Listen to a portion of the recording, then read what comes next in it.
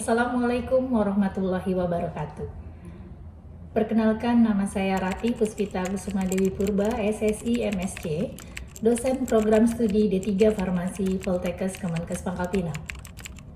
Kali ini saya akan menyampaikan pernyataan diri dosen dalam unjuk kerja Tridharma Perguruan Tinggi bidang pengajaran melalui penyampaian salah satu mata kuliah yang saya ampu, yaitu distribusi perbekalan farmasi.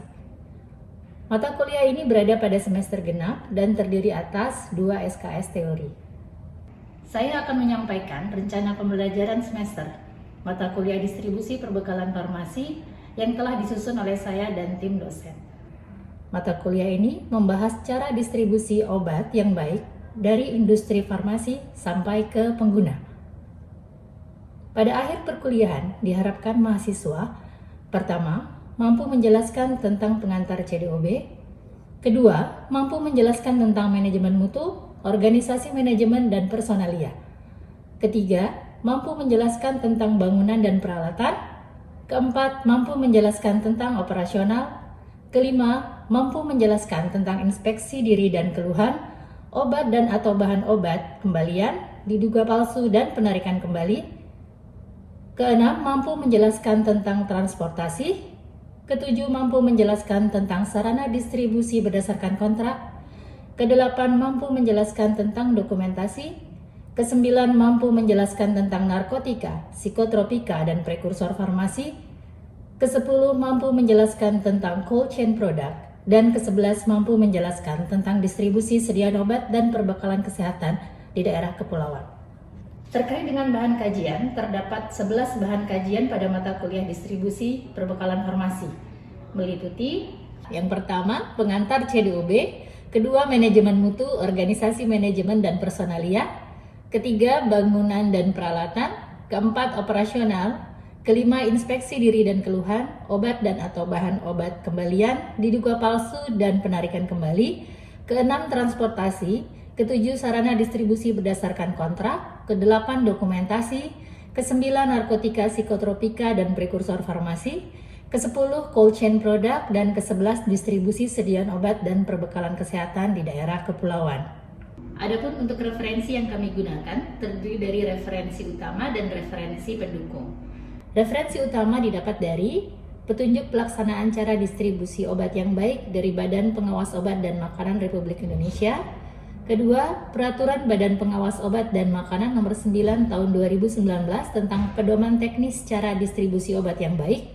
Ketiga, Peraturan Badan Pengawas Obat dan Makanan Nomor 6 Tahun 2020 tentang perubahan atas Peraturan Badan Pengawas Obat dan Makanan Nomor 9 Tahun 2019 tentang Pedoman Teknis Cara Distribusi Obat yang Baik. Dan yang keempat, kami juga menggunakan Pedoman Pengelolaan Obat Publik dan Perbekalan Kesehatan di daerah kepulauan dari Departemen Kesehatan Republik Indonesia tahun 2007. Adapun untuk referensi pendukung, kami menggunakan beberapa laporan penelitian terkait dengan distribusi obat dan perbekalan kesehatan di daerah kepulauan. Pembelajaran dilakukan dengan kombinasi metode Teacher Center Learning dan Student Center Learning. Untuk Teacher Center Learning, kami laksanakan melalui penyajian materi oleh dosen menggunakan PowerPoint Presentation atau PPT, dan dosen juga mengunggah materi pada Sistem Informasi Pembelajaran Poltekkes Kemenkes Pangkal Pinang untuk mempermudah mahasiswa dalam mengakses materi yang diberikan. Sebagian pokok bahasan juga menggunakan metode Student Center Learning. Pada metode Student Center Learning, dosen akan mengarahkan, mendorong, dan memfasilitasi mahasiswa untuk dapat mencari, menemukan, memahami, dan menjelaskan mengenai berbagai konsep dalam mata kuliah. Untuk Student Center Learning, kami melakukan dua metode. Yang pertama, Small Group Discussion atau SGD. Kelas akan dibagi menjadi kelompok kecil berisi 4-5 mahasiswa untuk setiap kelompoknya. Pada setiap kelompok akan diminta untuk mendiskusikan materi yang diberikan oleh dosen atau materi yang diperoleh sendiri oleh kelompok tersebut. Setiap kelompok mendapat kesempatan secara acak untuk menyampaikan hasil dalam diskusi kelas. Terdapat sesi tanya jawab yang diikuti oleh seluruh peserta diskusi. Pada setiap akhir sesi diskusi, dosen akan memberikan klarifikasi dan penguatan tentang materi yang dibahas dalam diskusi. Sebagai contoh, untuk topik ke-13 dan 14 menggunakan metode Small Group Discussion. Metode student center learning berikutnya adalah project based learning. Metode PBL atau project based learning dilakukan dengan pembelajaran yang menggunakan proyek atau kegiatan sebagai media. Peserta didik melakukan eksplorasi, penilaian, interpretasi, sintesis terhadap informasi untuk menghasilkan berbagai bentuk hasil belajar. Pada mata kuliah distribusi perbekalan farmasi ini, bentuk PBL diberikan dosen melalui penugasan mahasiswa dalam topik 10, 11, dan 12. Pada setiap akhir sesi pertemuan diadakan kuis untuk mengetahui pemahaman mahasiswa terhadap materi yang diselenggarakan. Secara rinci, aspek-aspek yang akan dinilai untuk menentukan nilai akhir dalam perkuliahan adalah ujian tengah semester sebesar 35%, ujian akhir semester sebesar 35%, penugasan dan kuis sebesar 30%, dan total pertemuan adalah 14 kali pertemuan tatap muka ditambah 1 kali pertemuan ujian tengah semester dan 1 kali pertemuan ujian akhir semester. Berikut saya sampaikan video proses pembelajaran. Selamat menyaksikan. Bismillahirrahmanirrahim. Selamat pagi. Assalamualaikum warahmatullahi wabarakatuh. Waalaikumsalam warahmatullahi wabarakatuh. Sebelum memulai perkuliahan pada pagi hari ini, sebaiknya kita berdoa dulu ya. Silakan dipimpin berdoa. Baik teman-teman sekalian, sebelum kita memulai perkuliahan pada pagi hari ini, alangkah baiknya kita berdoa menurut agama dan keyakinan kita masing-masing. Berdoa dimulai. Doa selesai. Alhamdulillahirrahmanirrahim. Semoga kegiatan perkuliahan kita berjalan dengan lancar. Amin. Berkah, ilmu yang masuk nggak keluar-keluar. Ya. Jadi saya harap apa yang didapat hari ini itu bisa kalian pahami. Kemudian kenapa ini menjadi penting? Karena nanti untuk materi ini terutama ya, quotient product di distribusi perbekalan farmasi itu nanti akan bermanfaat baik saat kalian jadi mahasiswa maupun nanti setelah lulus. Waktu jadi mahasiswa bermanfaatnya saat apa? PKL. Waktu PKL nanti kan kalian PKL di dinas kesehatan, di rumah sakit, di apotek. Insya Allah nanti materinya sangat terpakai ya, karena di sana terjadi proses distribusi untuk quotient product ya. Saat nanti selesai kuliah, sudah wisuda, apalagi kalau sudah bekerja, nanti bekerja di instansi-instansi yang terkait dengan produk rantai dingin atau quotient product, maka itu juga akan bermanfaat. Jadi mohon kerjasamanya. Hari ini kita sama-sama mengikuti perkuliahan dengan baik. Siap nggak? Siap. Terima kasih. Sebelumnya saya mau menyampaikan bahwa untuk hari ini materi kita quotient product itu pertemuan ke-13 kan? Ya, sesuai dengan RPS ini di pertemuan ke-13 kita membahas tentang quotient product. Untuk quotient product sendiri nanti ada 2 sesi untuk pertemuan hari ini dan pertemuan minggu depan. Ya. Nah, untuk pertemuan hari ini sesuai dengan yang tertera di RPS, maka untuk metodenya saya kombinasikan antara teacher center learning dan student center learning. Nah, jadi nanti pertama saya akan menyampaikan materi terlebih dahulu, kemudian dilanjutkan dengan student center learning yang kita pilih atau yang kita akan kerjakan adalah small group discussion. Ya, nanti kelas akan saya bagi menjadi kelompok ya. Kemudian nanti kalian akan diskusikan materi atau hal-hal yang sudah saya upload di sistem informasi pembelajaran atau SIMBA ya. Nanti kalian diskusi, kemudian kita bahas. Saya akan melakukan klarifikasi atau penguatan di akhir. Setelah itu seperti biasa untuk pertemuan saya kan selalu diakhiri dengan kuis. Ya, kalau diakhiri dengan kuis, nanti kita kuis sebelum perkuliahan berakhir. Itu rencana kita untuk hari ini. Ya. Siap ya? Siap. Oke, baik.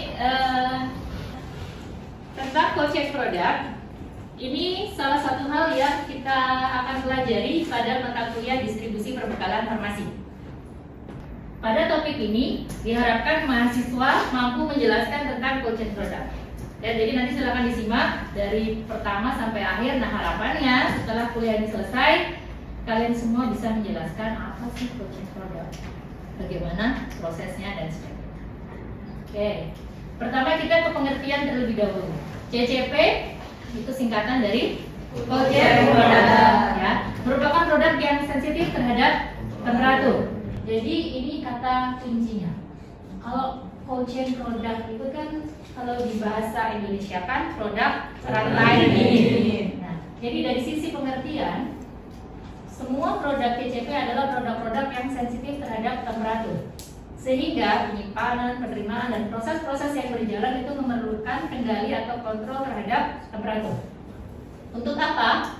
Untuk menghindari risiko penurunan khasiat dan keamanan. Ya, jadi untuk produk rantai dingin memang memerlukan aturan-aturan tambahan terkait suhu, baik saat penerimaan, penyimpanan maupun pengiriman. Ya, jadi kenapa sih namanya cold chain product? Produk rantai dingin. Tahu bentuk rantai? Tahu ya? Rantai kan saling terkait ya. Di sini produk-produk yang termasuk dalam CCP itu dalam rantai prosesnya, ya, itu tidak boleh terlepas dari kendali pada suhu atau temperatur. Makanya disebut sebagai produk rantai dingin. Ya, produk itu dalam rantai prosesnya harus selalu dikendalikan, dikontrol untuk temperatur. Ya, itu gambaran pengertiannya. Baik, kira-kira dari kalian ada nggak yang bisa memberikan contoh cold chain product? Siapa, Bu? Oke, baik. Silakan siapa? Yang pertama itu ada vaksin, terus ada antisera, terus ada produk-produk protein, dan juga ada insulin, Bu. Betul nggak? Betul. Oke. Dia sendiri tepuk tangan. Baik, betul ya. Jadi apa aja tadi? Vaksin. Ya, betul ya. Antisera. Antisera itu reagen untuk pemeriksaan golongan darah. Ya, kemudian ada juga produk-produk yang protein. Ya. Selain itu insulin bisa ya. Itu harus disimpan dengan kontrol temperatur. Selanjutnya kita akan bahas terkait dengan bangunan fasilitas. Untuk fasilitas cold chain product pastikan berada pada ruangan dengan suhu yang terjaga. Cold chain product itu tergantung jenisnya, bisa disimpan di cold room atau chiller. Kalau suhunya harus dijaga pada suhu 2-8 derajat Celcius. Sementara kalau produk tersebut harus dijaga pada suhu minus 15 sampai minus 25 derajat Celcius, maka produk CCP harus disimpan dalam freezer room atau freezer. Nah, ini adalah contohnya. Ini untuk cold room, ya. Cold room dan chiller itu berbeda ya. Kalau ada belakangnya roomnya itu berarti ruangan. Ya. Oke, ini untuk cold room suhu 2-8 derajat Celcius. Ini untuk contoh ruangan freezer room minus 15 sampai minus 25 derajat Celcius. Sementara untuk yang di bawah ini adalah contoh yang chiller atau freezer. Ya, ini dengan buka atas. Oke, begitu. Selanjutnya kita akan melihat terkait dengan persyaratan fasilitas. Di sini kita bisa lihat bersama untuk suhu harus dipantau secara terus-menerus. Suhu harus dipantau secara terus-menerus. Kemudian dicatat, pencatatan dilakukan minimal 3 kali sehari, pagi, siang, sore, dan jangan lupa didokumentasikan. Ya, jadi bukan hanya dilihat tapi juga dicatat, didokumentasikan.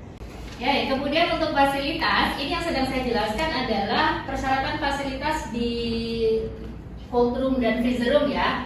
Nah, untuk cold room atau freezer room itu harus dilengkapi dengan alarm. Alarm untuk apa? Untuk menunjukkan kalau ada penyimpangan suhu. Ya. Untuk contoh misalnya vaksin yang harus dijaga pada 2-8 derajat Celcius, maka itu ada setting alarmnya. Kalau dia sudah 2,5 derajat berarti mau mendekati batas bawahnya kan, maka alarmnya akan berbunyi. Kira-kira demikian. Baik, untuk persyaratan fasilitas selanjutnya di cold room dan freezer room itu harus dilengkapi dengan pintu yang dikunci. Nah, alangkah lebih baiknya jika ada kendali terhadap aksesnya.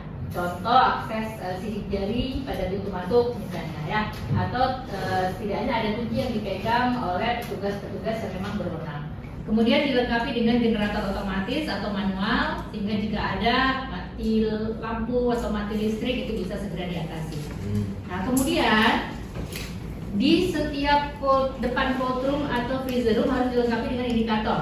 Indikator apa? Kalau ada orang yang sedang ada di dalamnya. Ya.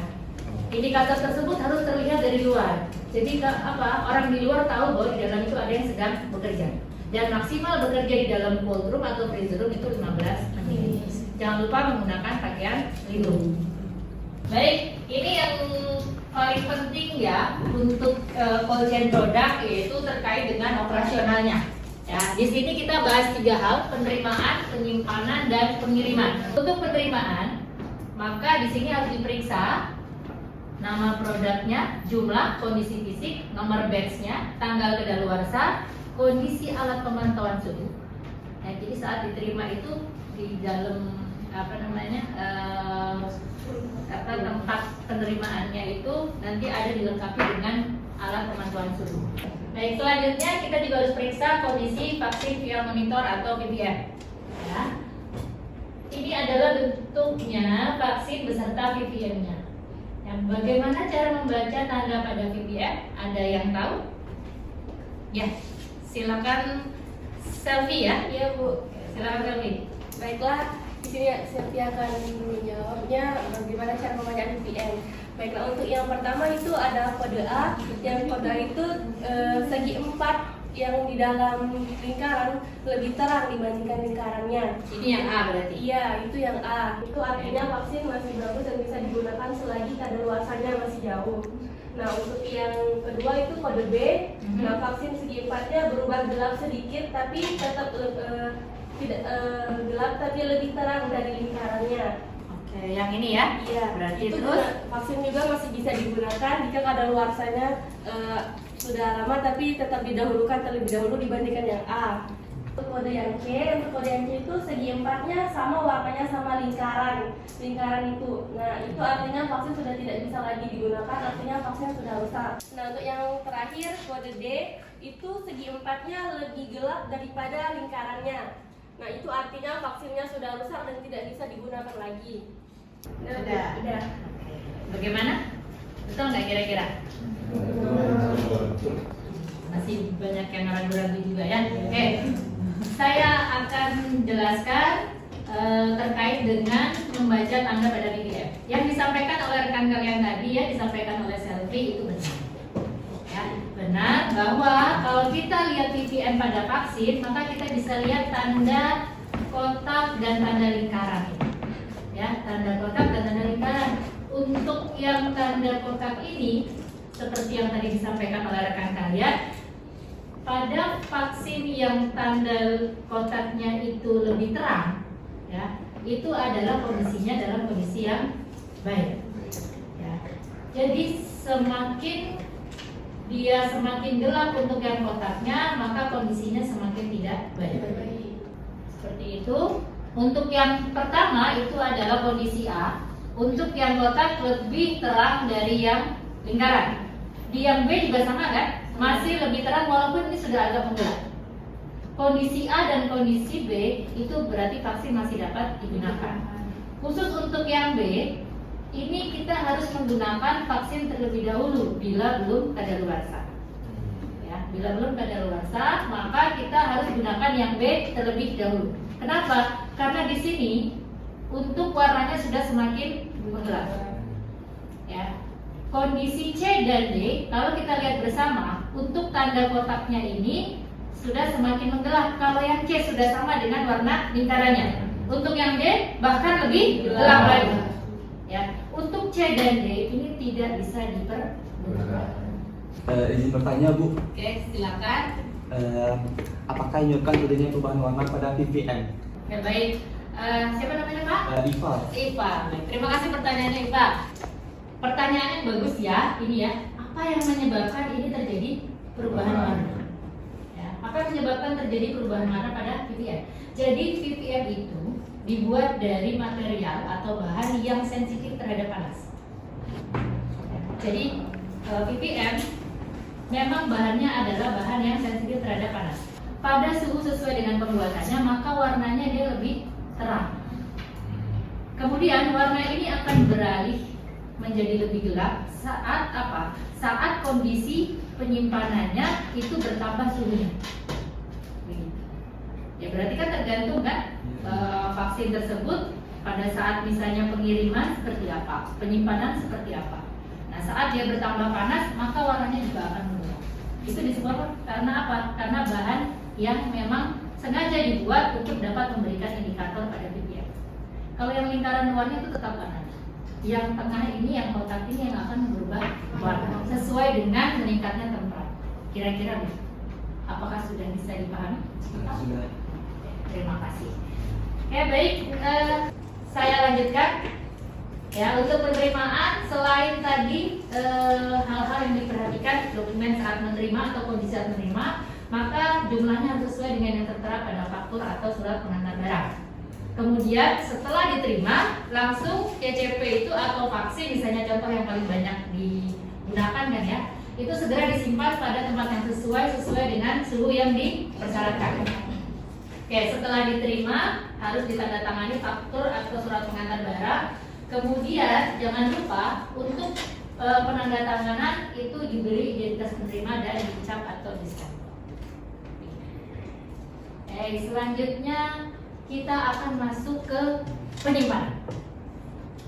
Vaksin disimpan atau cold chain product disimpan berdasarkan sensitivitasnya terhadap suhu.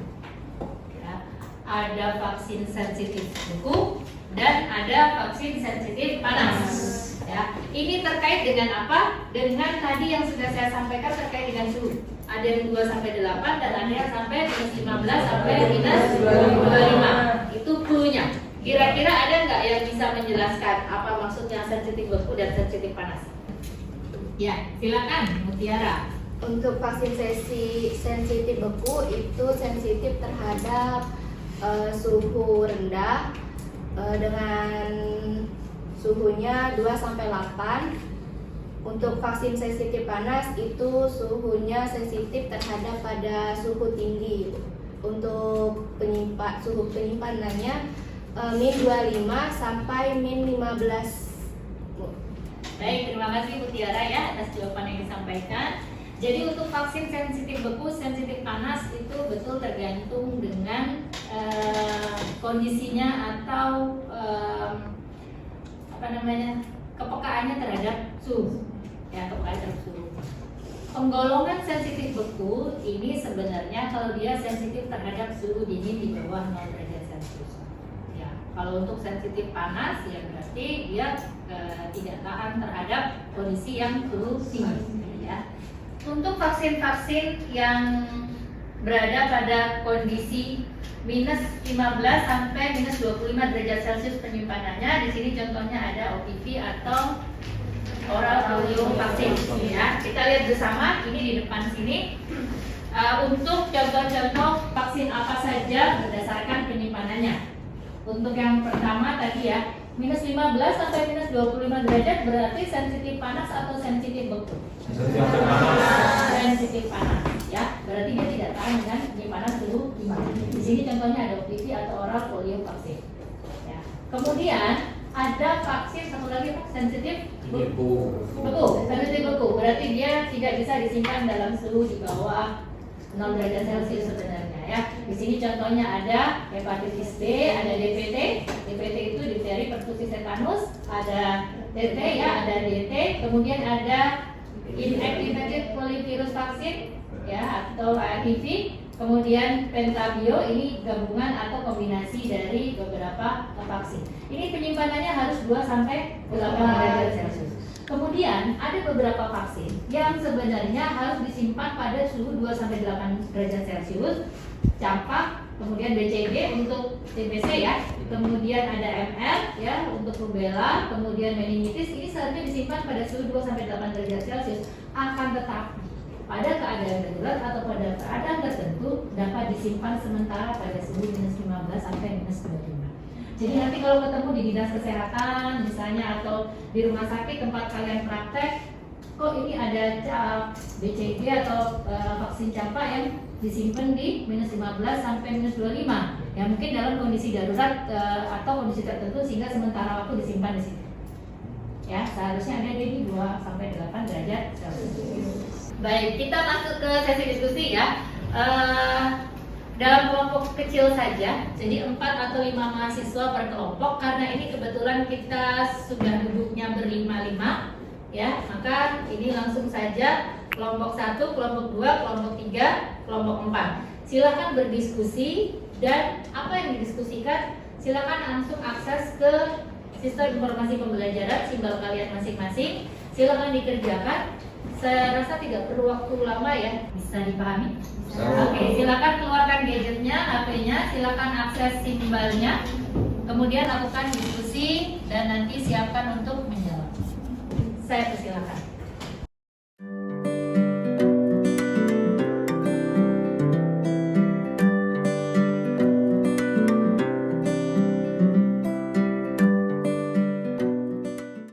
Oke, terima kasih semuanya ya, untuk diskusi sudah selesai kita lakukan. Pada intinya saya simpulkan seluruh peserta perkuliahan pada hari ini sudah memahami apa yang saya sampaikan. Terbukti dari hasil diskusi tadi semuanya menjawab dengan baik, kemudian ditanggapi dan ditambahkan dengan baik juga. Oke, pada intinya cold chain produk merupakan produk yang harus kita kendalikan seluruhnya dari seluruh rantai proses, dari mulai saat penerimaan, penyimpanan, pengiriman, sampai ke kondisi akhir, sampai ke pengguna. Dan selanjutnya untuk evaluasi seperti biasa kita akan langsung mengerjakan kuis. Ya, kita mengerjakan kuis. Silahkan akses kuis pada sistem pembelajaran kalian, ada di simbol. Soalnya 5, waktunya hanya 5 menit.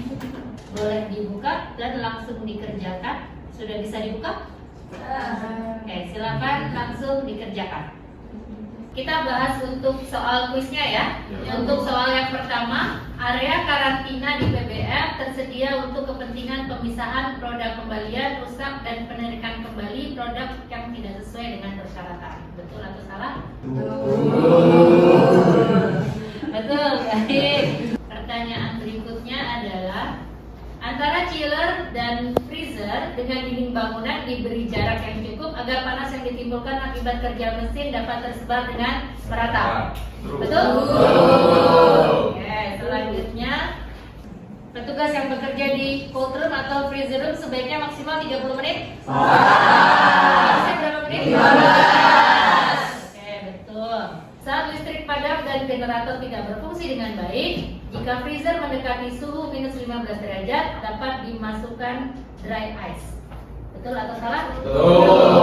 Oke, pertanyaan yang terakhir. Berikut ada beberapa jenis vaksin. Ada DT, ada DPT, yang kedua. Yang ketiga ada OPV. Keempat, hepatitis B. Yang kelima, TT. Yang harus disimpan pada suhu minus 15 sampai minus 25 derajat Celcius adalah nomor 3, yaitu OPV. Betul atau salah? Alhamdulillah. Masing-masing sudah mengetahui nilainya untuk kuis. Perkuliahan hari ini bisa kita akhiri ya.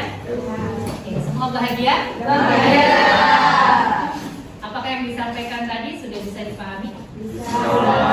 Baik. Kira-kira demikian untuk perkuliahan kita hari ini ya. Terima kasih untuk perkenannya menghadiri perkuliahan hari ini dan mudah-mudahan bermanfaat. Sebelum kita akhiri, boleh dipimpin berdoa dulu.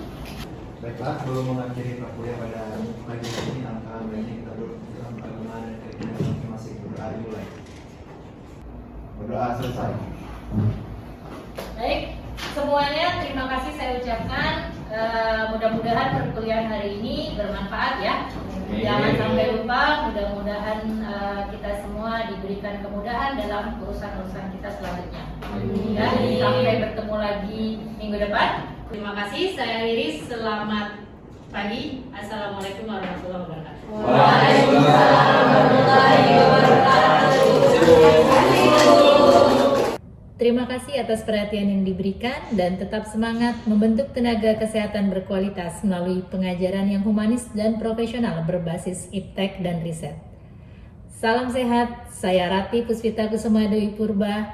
Wassalamualaikum warahmatullahi wabarakatuh.